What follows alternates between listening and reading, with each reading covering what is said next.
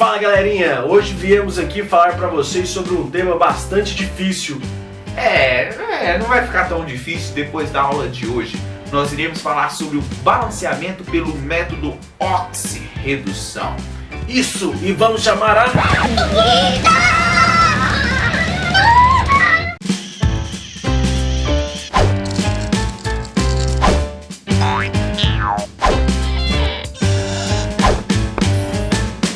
E antes de começar o vídeo, já deixa o seu like aí, e se você é novo no canal, aproveita e se inscreve aí junto com a gente. Isso mesmo, essa aula é um oferecimento da Papelaria Universo. Aqui você tem o seu papel. O melhor! E aí galerinha, tudo bem? Será que você consegue fazer essa reação pelo método de tentativas? Dê um pause no vídeo para ver se você consegue. E aí, conseguiu? Se você conseguiu, deve ter demorado pelo menos de 20 a 30 minutos. Por quê? Porque esse método é um método de oxirredução que acontece várias coisas dentro desta reação, dentro dessa equação química. Então, como vamos resolver isso? Precisamos primeiro determinar o NOx de cada elemento dentro de cada molécula. Agora, se você não lembra muito bem como determinar o NOx, tem as nossas aulas de revisão no vídeo 40, 41 e 42 da playlist sobre ligações químicas, ok? Qualquer dúvida você vai lá, revisa tudo e volte para resolver as nossas equações deliciosas e cremosinhas de oxirredução. Agora, vamos lá! Agora que você sabe tudo sobre NOx, vamos aqui determinar o NOx de cada elemento, ok? Um fósforo, quando ele está sozinho ou quando ele está ligado a ele mesmo, qualquer elemento que está ligado a ele mesmo, ele tem um NOx zero. Então, o fósforo aqui, ele tem um NOx zero. Beleza? Agora, hidrogênio, ele tem, por convenção, um NOx mais 1. Certo? E o oxigênio, NOx menos 2. Só que, aqui temos somente um hidrogênio. Então, temos mais 1. Beleza. Agora, menos 2 para cada oxigênio.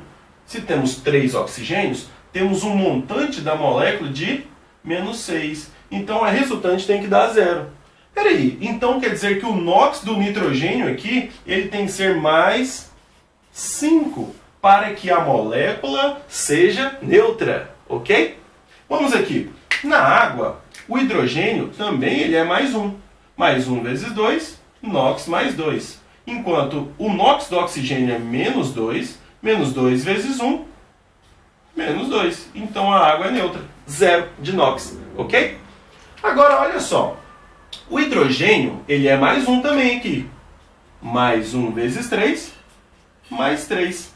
O oxigênio ele é menos 2. Menos 2 vezes 4, menos 8. Para que tudo seja igual a 0, o fósforo aqui ele tem que ter um NOx de mais 5. Beleza, então encontramos o NOx do fósforo. E depois temos que calcular aqui, ó. O oxigênio ele é menos 2. Menos 2 vezes 1, menos 2. Para que tudo seja igual a 0, o nitrogênio tem que ter um NOx de mais 2. Para que a resultante seja 0. Agora o tio Soneca vai trazer para vocês algumas outras regrinhas para que fique mais fácil a compreensão desse exemplo. Ok? Após determinar o NOx de todo mundo, você vai seguir 5 regrinhas aqui. Primeira regra, determinar quem oxidou e quem reduziu. Então vamos lá, ó. O fósforo aqui, ele tinha uma carga igual a 0, um NOx igual a 0. Depois que a reação aconteceu, o NOx dele passou a ser mais 5. Então ele variou de 0 até mais 5. Houve um acréscimo no NOx dele, uma elevação no NOx. Quando há uma elevação do NOx, nós dizemos que ele sofreu um processo de oxidação. Então esse fósforo ele está oxidando nessa reação. Essa oxidação gerou uma variação do NOx igual a 5 unidades.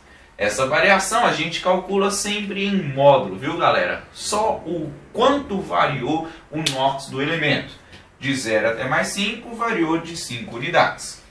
Agora, a variação do nitrogênio, eu vou representar aqui, ó. Ele era mais 5 e de mais 5 esse nitrogênio ele passou a ser mais 2. O que aconteceu com o NOx do nitrogênio aqui nessa reação? Ele não diminuiu. Se o NOx diminuiu, a gente fala que ele sofreu um processo de redução. E a variação no NOx nesse processo foi igual a 3 unidades. De mais 5 para mais 2, ele variou 3 unidades. Então, o primeiro passo foi determinar quem oxida, quem reduz. O segundo passo é calcular a variação do NOx, que eu acabei fazendo aqui já na nossa reação. Depois que você calcular a variação do NOx, você deve multiplicar essa variação do NOx pela atomicidade maior dos elementos que houve variação do NOx. Como assim atomicidade maior? Nessa molécula aqui, nós temos apenas um fósforo. Do lado de lá, nós também temos apenas um fósforo. Então, a atomicidade do fósforo aqui é 1, a atomicidade do fósforo aqui também é 1. Cada uma dessas moléculas é formada apenas por um átomo de fósforo. A atomicidade maior, no caso aqui, é 1. Os dois lados são 1, então esse resultado aqui dá um total de 5.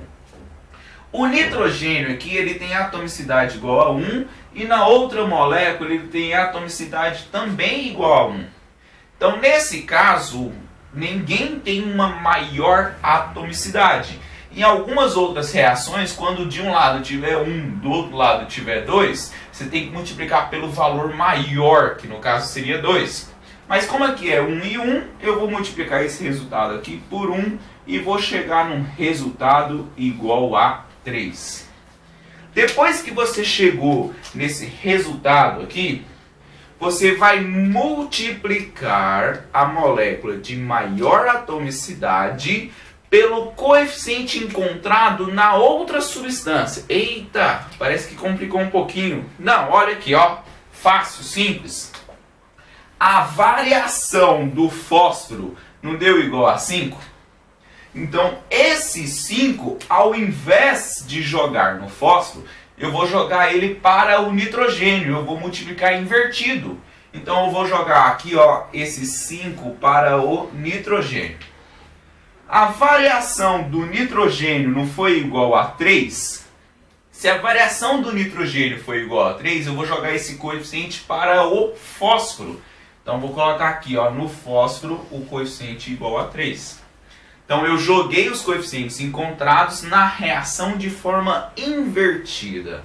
Isso para igualar a quantidade de elétrons transferidos. Mais para frente a gente entende melhor. Olha o seguinte. Depois que você fez tudo isso, o restante é um balanceamento por tentativas. É seguir o balanceamento normal.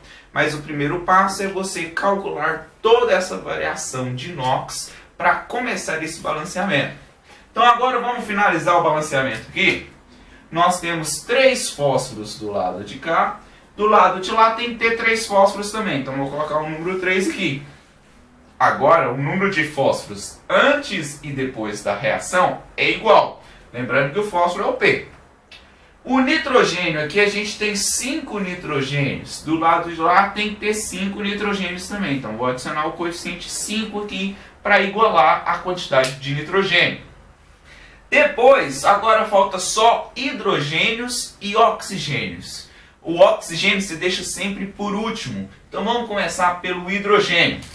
Do lado de cá, eu não sei quantos hidrogênios tem na molécula de água ainda. Então, eu vou olhar o número de hidrogênios que tem do lado de lá. Aqui tem 3 vezes 3, dá 9 hidrogênios nessa molécula.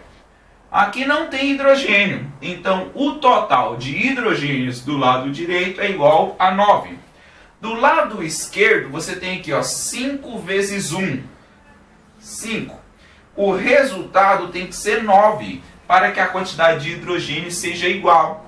Então, para chegar em 9, tá faltando 4 hidrogênios, não é isso? Se eu preciso de 4 hidrogênios, eu preciso de 2 molequinhas de água para igualar a quantidade de hidrogênio. E o oxigênio, nesse caso, vai servir só para conferir se o balanceamento deu certo. Olha aqui, quantos oxigênios tem aqui? 5 vezes 3. 5 vezes 3 é 15, né? Aqui tem 2 vezes 1, que vai dar 2. Ou seja, do lado esquerdo da seta, nós temos 17 átomos de oxigênio.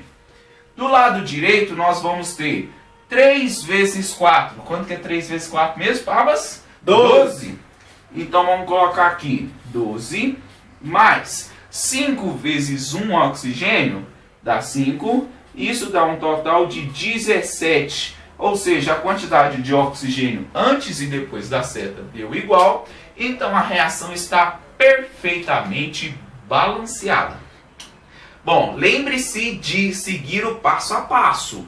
Se você souber seguir o passo a passo, você dificilmente vai errar a balanceamento pelo método de oxidação. E aí, gente, falta só mais um ponto para você entender completamente esse assunto. Saber o que é o agente oxidante e o que é o agente redutor. Vamos pegar como exemplo a reação que o tio Soneca resolveu. Lá estava o seguinte: o fósforo no lado dos reagentes estava 0, NOx 0, e depois ele foi para o NOx mais 5 no lado dos produtos. O nitrogênio estava com NOx mais 5 no lado dos reagentes e depois foi para mais 2 no lado dos produtos. A regra é o seguinte: quem oxida é o agente redutor e quem reduz é o agente oxidante. Mas professor, como assim? É porque é o seguinte, o agente redutor é ele que faz o carinha lá reduzir.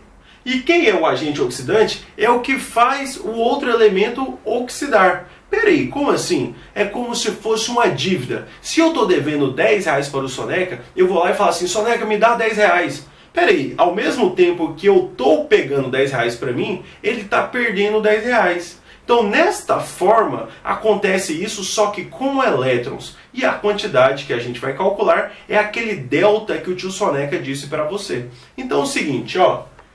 Quem oxida é o agente redutor e quem reduz é o agente oxidante. Então quer dizer que o nitrogênio ele fez o fósforo oxidar e o fósforo ele fez o nitrogênio reduzir.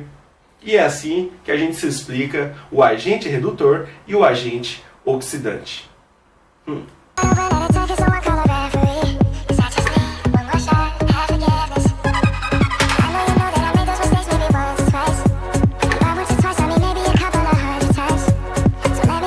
E aí, galerinha, entenderam tudo que nós falamos nessa aula? Se não, o que eles podem fazer? Eles podem deixar nos comentários que teremos o maior prazer de responder todos os comentários para vocês. Isso mesmo. Não se esqueça de curtir e compartilhar esse vídeo. Se inscreva. Se inscreva.